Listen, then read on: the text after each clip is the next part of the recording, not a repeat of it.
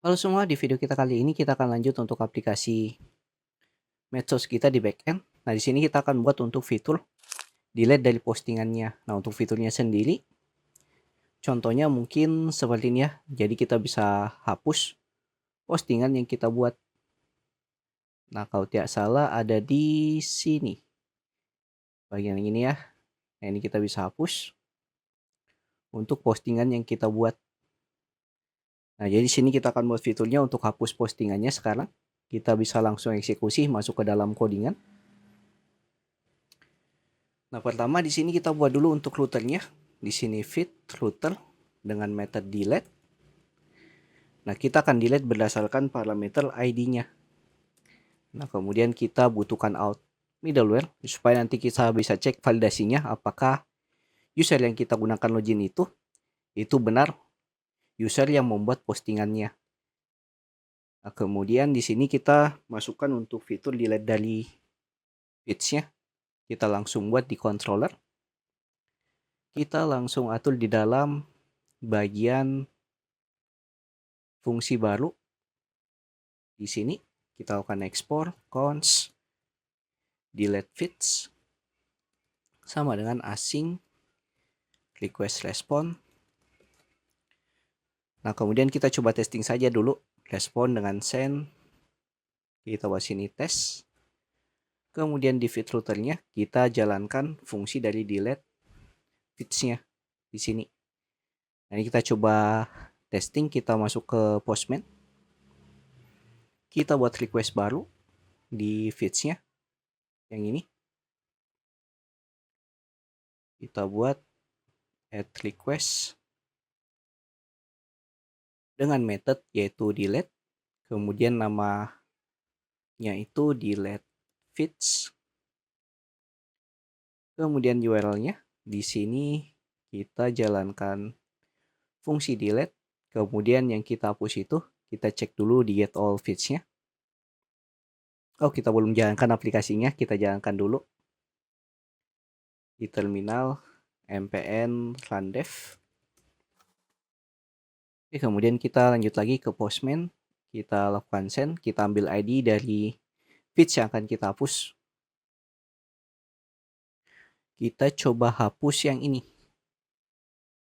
Nah, kita coba hapus yang ID-nya 8. Berarti di sini kita masukkan 8.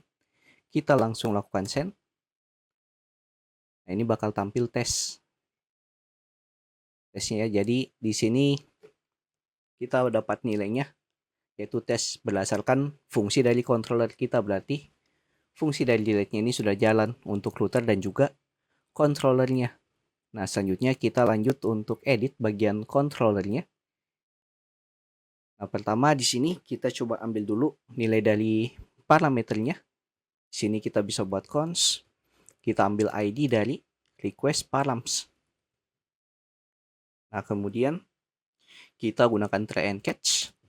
Jika terjadi error, kita tampilkan respon dengan status 500.json. Kita tampilkan pesan server down. Dan kita tampilkan errornya apa. Nah, kemudian kita bisa log juga errornya apa di console log.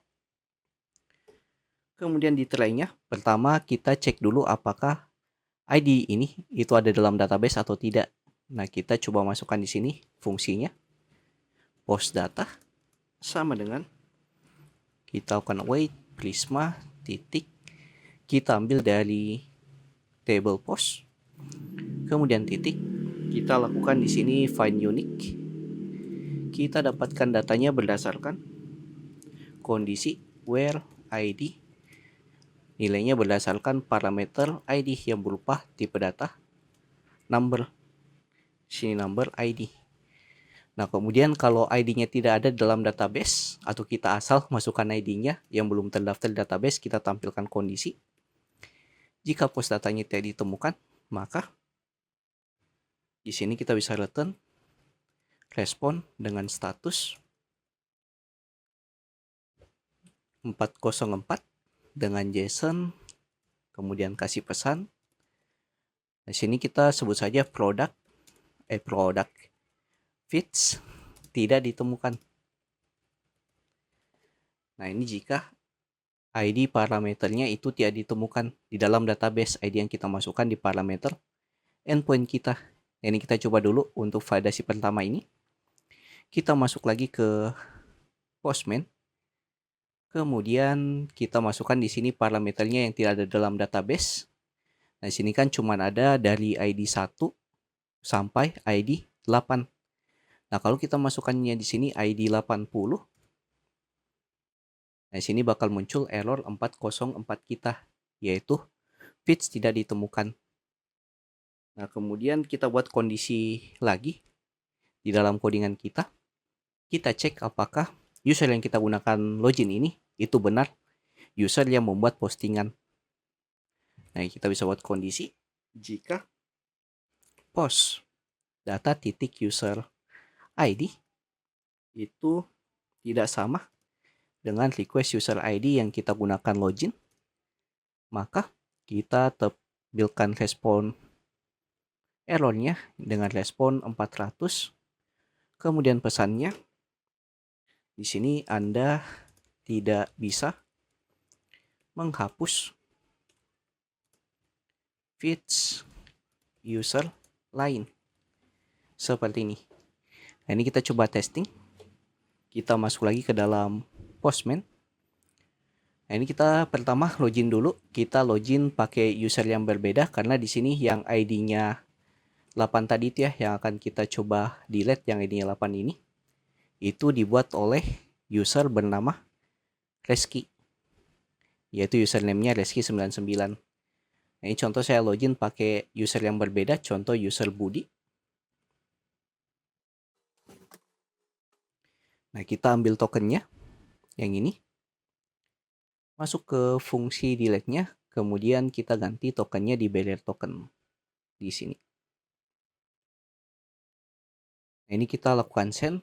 Nah, tadi untuk postingan dengan ID 8 atau feeds dengan ID 8 itu dibuat oleh Reski. Nah, ini kita login pakai user Budi tokennya. Kalau kita lakukan send, nah sini bakal muncul errornya. Anda tidak bisa menghapus feeds orang lain atau user lain. Nah, untuk validasi kedua sudah berhasil. Kita lanjut lagi untuk buat fungsi-fungsinya. Fungsi selanjutnya kita coba hapus gambarnya yang ada di dalam Cloudinary. Nah, kalau kita buka ya di dalam Cloudinary kita. Nah, di sini dalam folder feeds kita itu kita harus juga hapus gambarnya. Contoh kita hapus gambar-gambar yang mungkin gambarnya itu tidak portrait. Nah, contohnya yang ini ya, gambarnya kalau tidak salah ID-nya ini itu ID postingan pertama kita atau feeds pertama kita. Kita coba hapus gambar yang ini di dalam Cloudinary-nya dan kita hapus datanya juga yang ada dalam database. Nah, kita langsung coba eksekusi. Masuk ke dalam codingan lagi.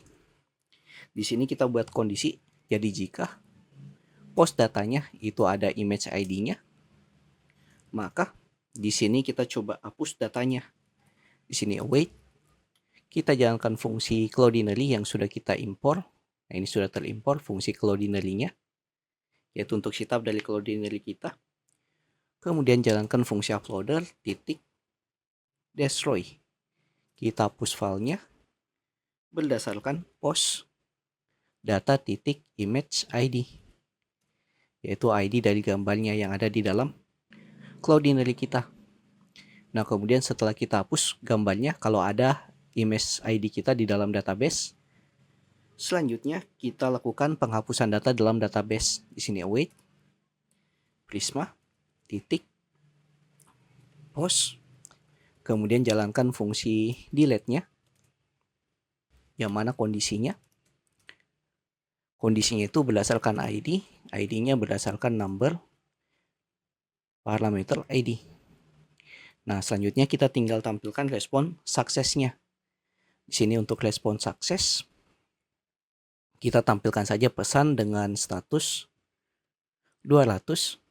Kemudian pesannya itu data feeds berhasil dihapus.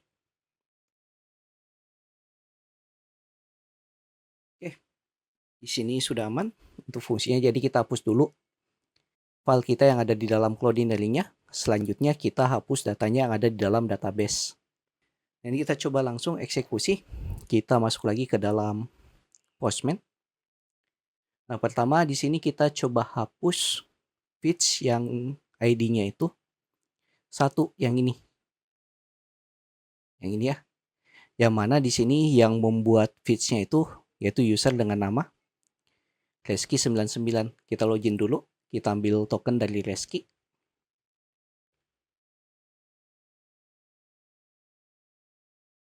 Kita ambil tokennya. Kemudian di sini kita coba masukkan tokennya. Nah, selanjutnya kita hapus yang ID-nya 1. Nah, kita coba lakukan send. Oke, di sini data feeds-nya berhasil terhapus. Kita cek di dalam Cloudinary kita, berarti yang kita hapus itu kode salah yang ini. Kalau kita refresh, nah di sini filenya berhasil terhapus juga, file dari gambar kita. Jadi di sini selain filenya terhapus, kita cek juga di dalam database. Kita tampilkan semua data feeds-nya. Kita lakukan send. Nah di sini juga terhapus yang ID-nya 1. Nah di sini lanjut ke ID 2 sampai ID ke-8 untuk feeds-nya yang dibuat oleh Reski. Nah, berarti di sini kita sudah buat untuk fungsi dari delete feeds-nya dan sudah berhasil juga. Di video berikutnya kita akan coba masuk ke fitur lain, yaitu untuk fitur komennya. Jadi jika terdapat error dalam codingannya, silahkan masuk ke Discord yang linknya ada pin komen. Jangan lupa like, komen, dan share ke teman-teman kalian. See you next video. Have a nice day and bye.